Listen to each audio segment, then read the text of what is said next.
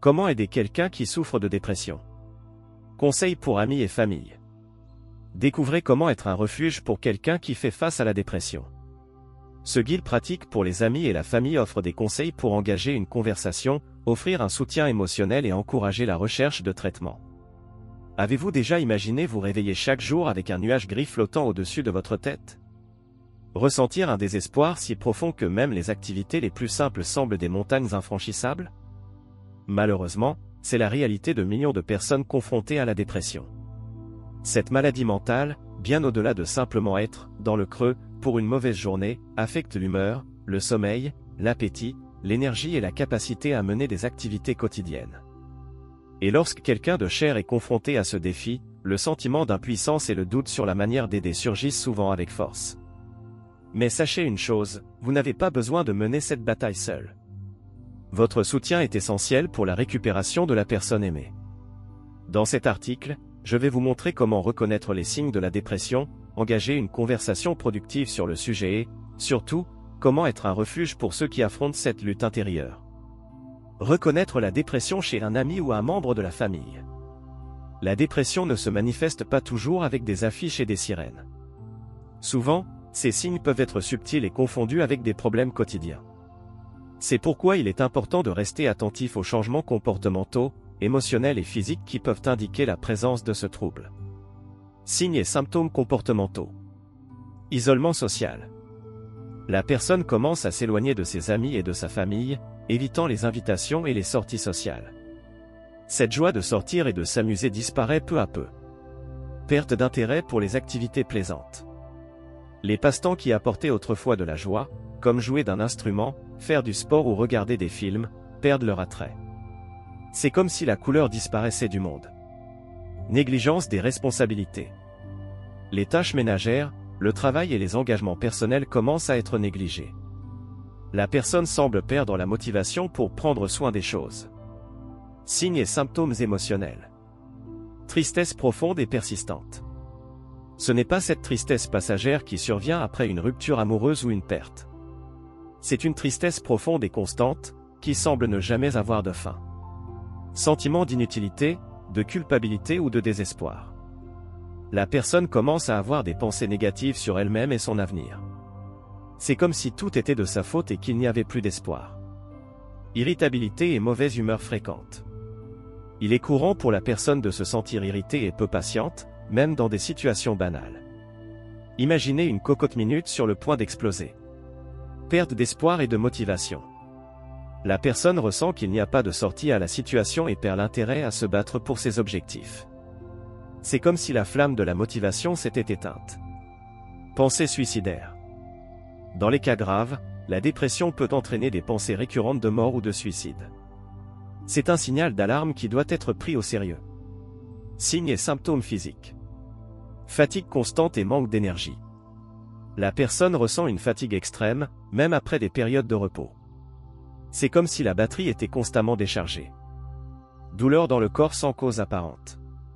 Des douleurs musculaires, des maux de tête ou articulaires fréquents sans explication médicale peuvent être des signes de dépression. Difficultés de concentration et de mémoire. La personne a du mal à se concentrer sur des tâches simples et la mémoire semble faillir plus souvent. Imaginez essayer de lire un livre et ne pas pouvoir fixer une seule ligne. Altération du sommeil et de l'appétit. La dépression peut causer des troubles du sommeil, insomnie ou hypersomnie. L'appétit peut également être affecté, avec une perte d'intérêt pour la nourriture ou une faim incontrôlable. Rompre la glace. Comment engager une conversation sur la dépression? Avez-vous remarqué certains de ces signes chez un ami ou un membre de votre famille? Nous savons que parler de dépression peut être délicat, mais le silence n'aide pas. Voici quelques conseils pour engager une conversation productive et montrer votre soutien. Créez un environnement sécurisé et confortable. Choisissez un moment calme et réservé, à l'abri des interruptions. Faites comprendre que vous vous souciez de la personne et que vous êtes là pour écouter sans jugement. Imaginez créer un refuge où la personne se sentira accueillie. Choisissez le bon moment. Évitez d'entamer la conversation en période de crise ou lorsque la personne est occupée. Recherchez un moment calme pour pouvoir discuter calmement et attentivement. Imaginez que plus l'ambiance sera paisible, plus la personne aura de chances de s'ouvrir à la conversation. Soyez direct et simple. Vous n'avez pas besoin de faire un grand discours. Exprimez simplement votre inquiétude de manière directe et simple. Par exemple, vous pouvez dire « Je remarque que tu n'es pas au mieux ces derniers temps. Est-ce que ça te dérange d'en parler ?» Imaginez que votre franchise et votre simplicité peuvent être le premier pas pour briser le mur du silence. Offrir votre soutien. Que dire et que éviter? Vos paroles ont le pouvoir de réconforter ou de blesser.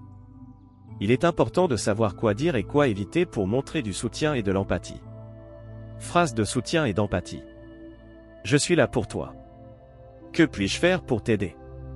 Montrez que vous êtes présent et prêt à aider. Je sais que les choses sont difficiles en ce moment, mais tu n'es pas seul. Faites comprendre que la personne n'a pas à affronter ce défi seul. Je crois en toi et je sais que tu vas surmonter cela. Renforcez la confiance et l'espoir. Je suis heureux que tu te sentes à l'aise de parler de cela avec moi. Remerciez la confiance et montrez que vous êtes ouvert à l'écoute. Tu es fort et tu vas réussir à traverser cette période. Croyez en la force de la personne et encouragez le dépassement. Phrase à éviter. Tu n'as qu'à te remonter le moral. Minimise la gravité de la maladie. Imaginez essayer de guérir une fracture avec des mots positifs. La dépression nécessite un traitement approprié. Tout le monde se sent comme ça de temps en temps. La dépression est plus complexe que la tristesse passagère. C'est comme comparer un rhume à une pneumonie. Si tu faisais plus d'efforts, tu t'en sortirais. La dépression n'est pas causée par un manque de volonté. Imaginez blâmer quelqu'un atteint de cancer pour ne pas faire d'efforts pour guérir. Au moins, tu as. Minimise la douleur de la personne. C'est comme dire à quelqu'un affamé qu'il a au moins de l'air à respirer. La douleur doit être reconnue. Je sais exactement ce que tu ressens. L'expérience de chaque personne est unique. Imaginez essayer de décrire une couleur à un aveugle de naissance. L'empathie est importante, mais la compréhension des sentiments de la personne doit passer par l'écoute. Aider à la recherche d'aide professionnelle. La dépression est une maladie traitable. Contrairement à un os cassé qui peut être réparé avec un plâtre, la dépression nécessite une intervention professionnelle. Encouragez la personne à rechercher l'aide d'un psychiatre ou d'un psychologue. Normalisez la thérapie. Beaucoup de gens ont encore des préjugés contre la thérapie. Vous pouvez aider à normaliser la recherche d'aide professionnelle en expliquant que la thérapie est un espace où la personne peut parler de ses sentiments et recevoir des orientations pour le traitement. Imaginez la thérapie comme une salle de sport pour l'esprit, où la personne apprend à gérer ses émotions de manière saine. Aider dans la recherche et la planification des consultations. Aider la personne à trouver un professionnel de la santé mentale. Vous pouvez rechercher des cliniques et des thérapeutes dans la région, et aider dans le processus de planification des consultations. Imaginez être le guide de la personne dans ce voyage d'autosoin. Gérer le traitement et la guérison. Le traitement de la dépression peut être un processus long, comme un marathon plutôt qu'une course de courte distance. Soyez patient et compréhensif envers la personne aimée. Respectez le rythme de la personne. La guérison de la dépression se fait à un rythme individuel. Évitez les pressions ou les comparaisons. Soyez présent et offrez votre soutien tout au long du chemin. Imaginez être un compagnon de marche, respectant le rythme de la personne sans la presser d'atteindre la destination finale trop rapidement. Soyez patient et compréhensif. La dépression peut affecter l'humeur et la patience de la personne. Imaginez que la dépression, comme une tempête, peut rendre la personne irritable et orageuse. Soyez compréhensif et ne prenez pas personnellement les moments d'irritabilité ou de tristesse. Encouragez les habitudes saines. Les habitudes saines telles qu'une alimentation équilibrée, une activité physique régulière et de bonnes nuits de sommeil contribuent au traitement de la dépression.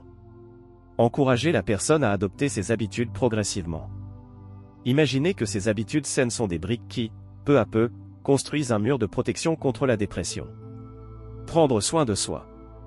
Le rôle du soutien mutuel. Il est fondamental de prendre soin de soi pour avoir l'énergie et la disposition nécessaires pour soutenir l'être aimé. Imaginez essayer de sauver quelqu'un en s'accrochant à un canot percé. Vous devez être fort pour aider à traverser. Établir des limites saines. Il est important d'établir des limites saines. Vous ne pouvez pas porter le poids de la dépression seul. Réservez un moment pour vous-même afin de vous ressourcer et d'éviter l'épuisement émotionnel. Imaginez qu'en prenant soin de vous, vous renforcez votre propre réserve d'énergie pour aider l'être aimé. Recherchez du soutien pour soi-même. Parler à un ami de confiance, à un membre de la famille ou à un thérapeute peut vous aider à faire face aux difficultés et au stress émotionnel de voir un être cher souffrir de dépression. Imaginez avoir un port sûr où vous pouvez aussi vous confier et recevoir du soutien pour continuer fermement dans cette voie. Le chemin de la dépression peut être long et difficile, mais avec amour, soutien et information, il est possible de remporter cette bataille. Si vous lisez cet article parce que quelqu'un de proche souffre de dépression, sachez que vous n'êtes pas seul. Des ressources sont disponibles pour vous aider et renforcer votre rôle essentiel dans le processus de guérison. Soyez patient, compréhensif et croyez en la force qui réside en elle. Ensemble, vous pouvez surmonter cet obstacle et votre soutien fait toute la différence. Foire aux questions. Question 1. Dois-je forcer la personne à consulter un psychiatre? Non. Bien que vous puissiez encourager la recherche d'une aide professionnelle, la décision finale doit être prise par la personne. L'accent devrait être mis sur la conversation, en clarifiant les avantages de la thérapie et en offrant un soutien lors de la recherche et de la prise de rendez-vous. Question 2. Comment gérer les pensées suicidaires? La gestion des pensées suicidaires est prise très au sérieux. Pour y faire face, il est recommandé de contacter immédiatement les services d'urgence en composant le numéro gratuit 15 pour le SAMU, service d'aide médicale urgente, ou le numéro 112 pour les services d'urgence européens.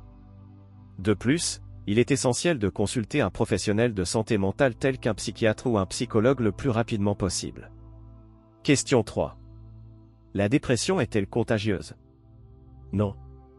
La dépression n'est pas contagieuse comme un rhume ou une grippe. Cependant, vivre avec quelqu'un de déprimé peut affecter votre humeur et générer du stress. C'est pourquoi le soin mutuel est important. Question 4.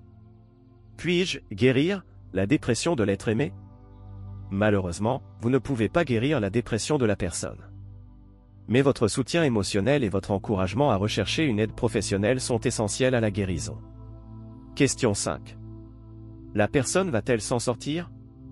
La dépression est une maladie traitable. Avec un diagnostic approprié, une thérapie et, dans certains cas, des médicaments, la personne a de grandes chances de surmonter la dépression et de retrouver une bonne qualité de vie. Nous avons atteint la fin de l'audio « Comment aider quelqu'un qui souffre de dépression ?» Conseils pour amis et famille. Avez-vous aimé ce contenu? Partagez avec quelqu'un qui a besoin de soutien en ce moment.